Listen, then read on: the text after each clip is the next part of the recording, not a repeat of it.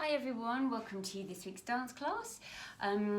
For the last few weeks we've been looking at the ancient Greeks, and at the very beginning of our lessons we looked at mythical creatures, and today, after looking at Olympics and sports and also been looking at pottery, we're going back to mythical creatures again, two in particular who are brilliant, very exciting, and we're going to create movement around these characters and these mythical creatures. So first of all we're going to warm up, and then we're going to start making some dances. So come into the space with me, and the first thing we're going to do is we're going to find our parallel.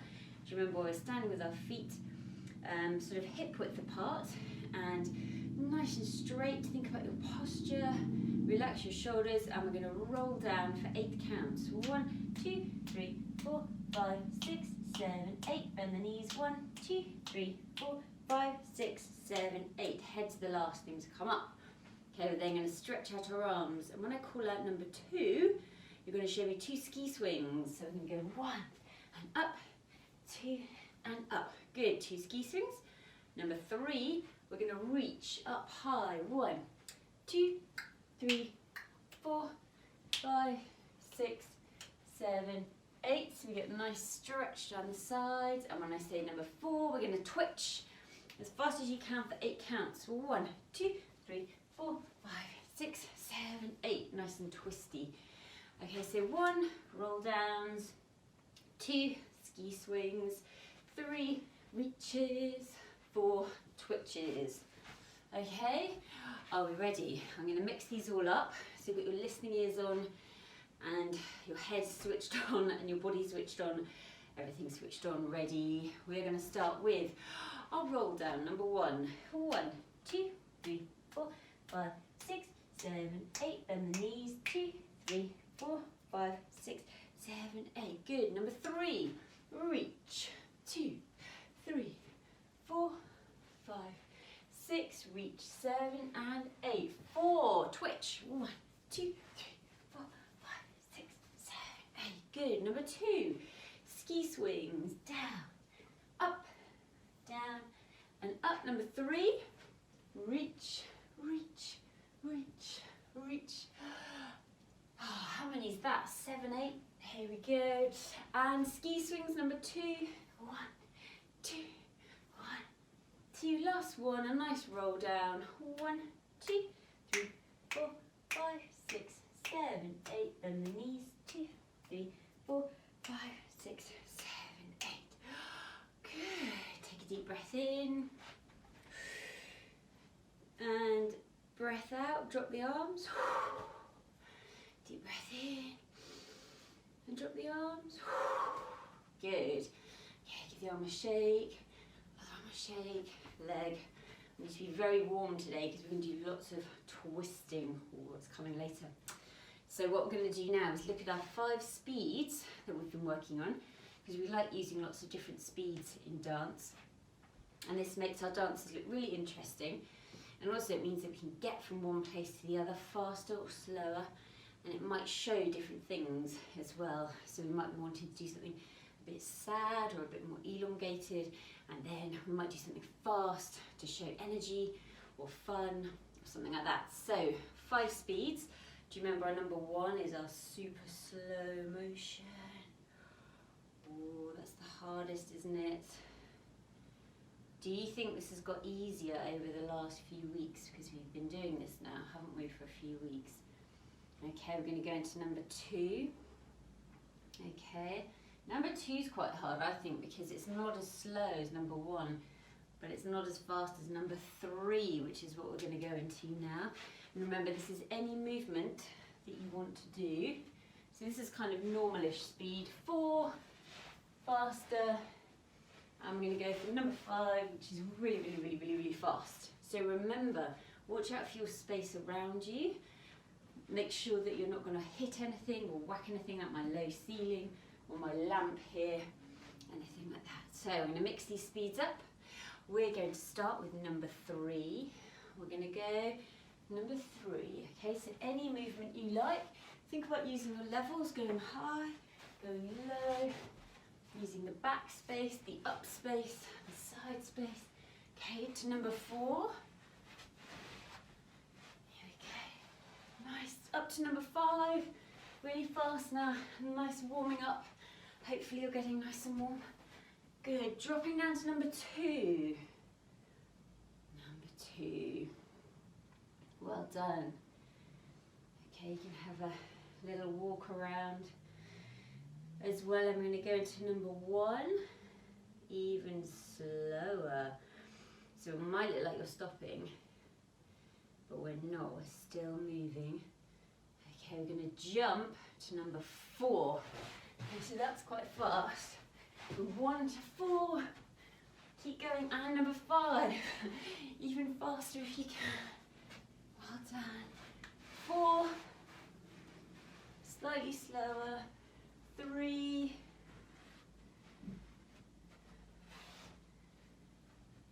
2, okay, and number 1, and we're going to go so slow, we're going to freeze. Good. Well done. Take a breath in, get your breath back. Can you feel your heartbeat? Can you feel that beating? Good. Mine's beating, it's still there. That's good, so it means the blood's pumping around your body, going to your muscles, which means you're working really hard, so well done. Okay, the next thing we're going to do is I'm going to call out some words, and these words are going to really help us when we create our dances later on. So, I want you to show me the word twist. Okay, this is always a good one in dance. So you can show me a movement, or you can just show me a shape. Anything you like. Show me a nice twisty shape. Good. Okay, maybe show me another one on a different level this time, because it's quite easy to stay on the same level. So I might try and be a twisty tall shape. Good. Okay. Can you show me a spin? Now be very careful. Look around you before we turn around and hit something. I've knocked that lamp off several times. So show me a spin. It could actually be a slow spin. Okay, so if you can spin on the spot, or you can just wrap your arms into a small spin. A spin is quite a small, quick turn, isn't it? So, do you have a favourite side? Do you like turning to the left more or the right more? Have a low, big, wide spin, couldn't you? Good, so that's our spin. Can you show me a lunge? Just like you're going to go for something, but you can't quite get it. So a lunge, you're leaning into something. Good, it could be with your leg, it could be with your arms. Can you reach with your arms? Good. Okay, you can lunge in different directions. You could go to the side lunge. Okay, other side. That's our lunge. And away. What movement do you think of when I say away? Could you push away? Could you slide away? So something over there you don't want to be near, and you're moving away from it. Can you move around it? Okay, maybe you're going to try and slide away from it. Whatever it is, you're going to see why in a minute. Okay, and our last one is going to be reaching. So we've done some reaching to the side, but can you do any other kinds of reaching? Can you reach in lots of different directions? You can twist and reach across your body as well. You don't have to just reach forwards. Okay, use your whole body, reaching in all directions. Reach behind you. What's behind you? Good, so nice stretch. So you've got that whole stretch down your body. Good. Right, give your shoulders a shake. Legs a shake. Well done. Right, I just want to talk to you about a few things that I have found. So, looking back at our mythical creatures, I want to talk to you about an epic poem called the Odyssey. And this was written by Greek poet Homer. Now, it tells of many adventures of the hero Odysseus, and this is a statue of him. So he's Odysseus, and the poem is called the Odyssey. And the Odyssey begins with Odysseus telling the story of his adventures, and he's been trying to get home for 10 years. One of these stories that he tells in the Odyssey is the story of Scylla and Karabdus. Now this is Scylla. She is rather lovely. Look at this. She is the daughter of Poseidon. So we looked at him, didn't we? He was the god of the sea. And she is an underwater Hydra. So do you remember we looked at Hydra? And this is the one that Hercules killed, and he chopped off the heads. So this is the kind of water version of Hydra. So she has 6 long necks. You can see here, 1, 2, 3, 4, 5, 6. And she lives in the sea. And she's also got tentacles as well. So she's got 6 heads above water, and underneath she's got 12 tentacles. And she attacks sailors and ships who come past her. Now, on the other side, we have Karabdus. And Karabdus is her sister. And this is the other daughter of Poseidon. And she's a monster who lives under water in a rock.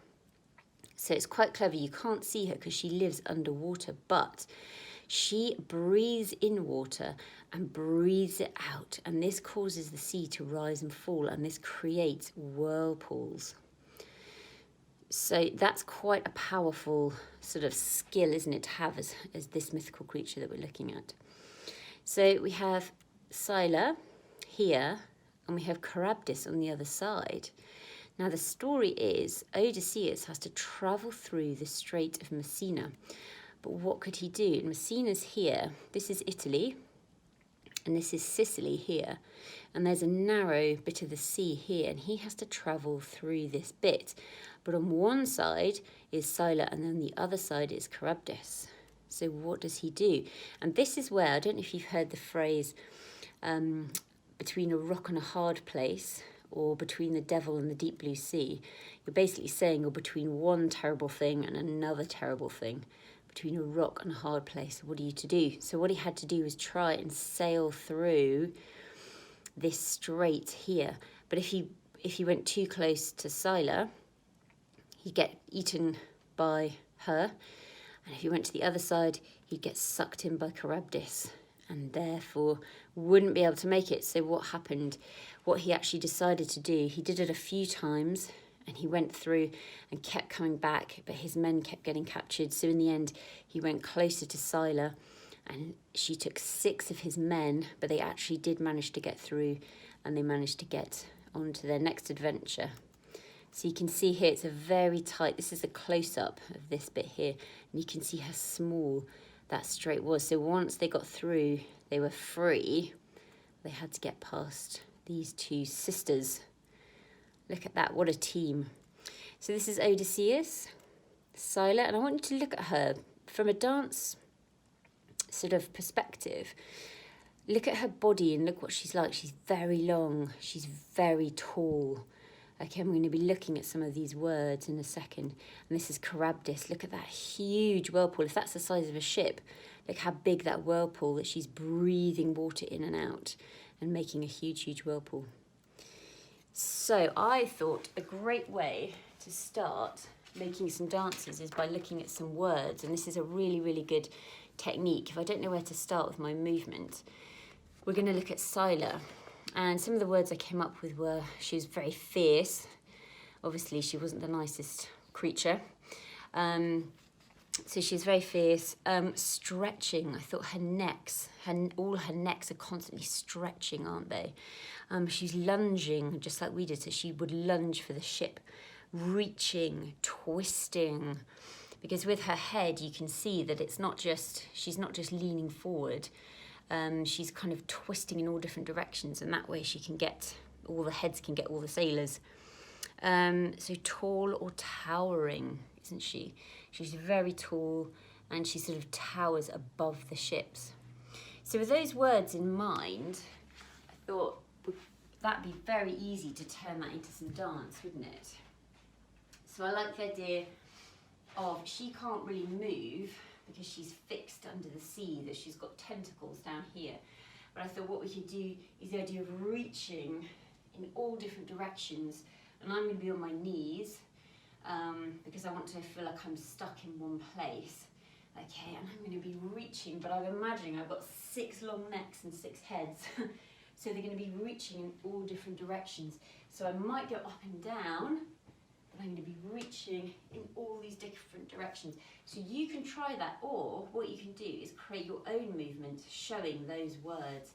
So twisting, writhing, reaching, lunging. Okay, so have a little go. You can copy me or you can create your own movement. So this is our Scylla movement, reaching forwards, backwards in all directions, up as well. Okay, so that's going to be my little phrase.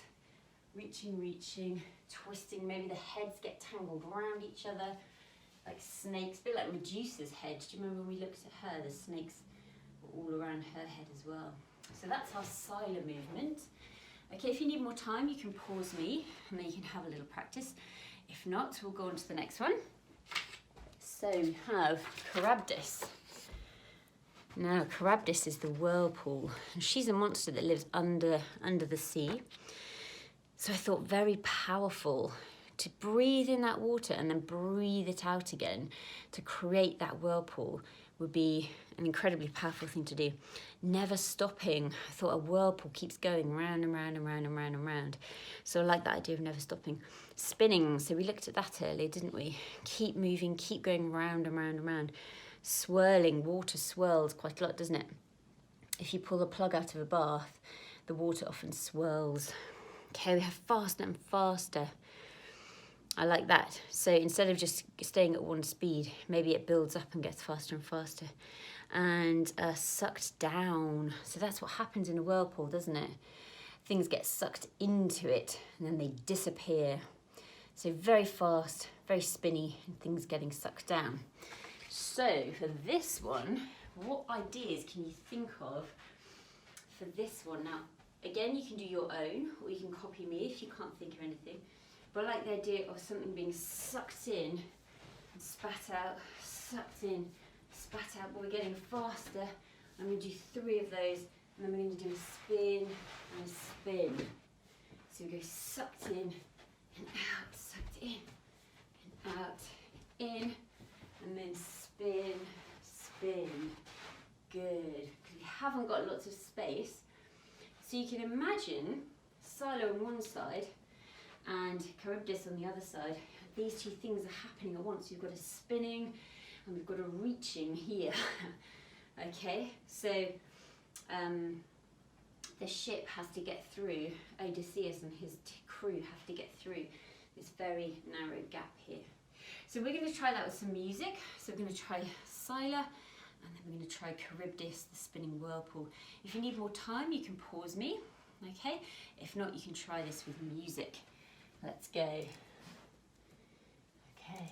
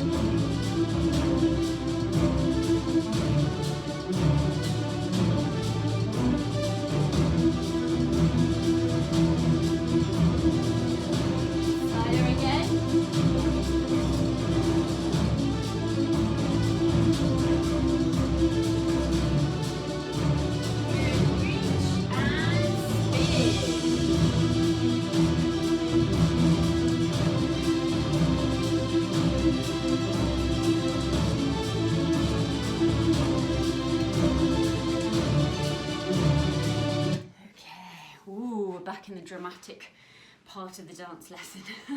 I love that music, it's so exciting, isn't it? So we've got our 2 phrases, quite simple. Okay, you can make them as complicated as you like, you can keep adding more and more movements to them. And what we're going to do now excuse me, is add a transition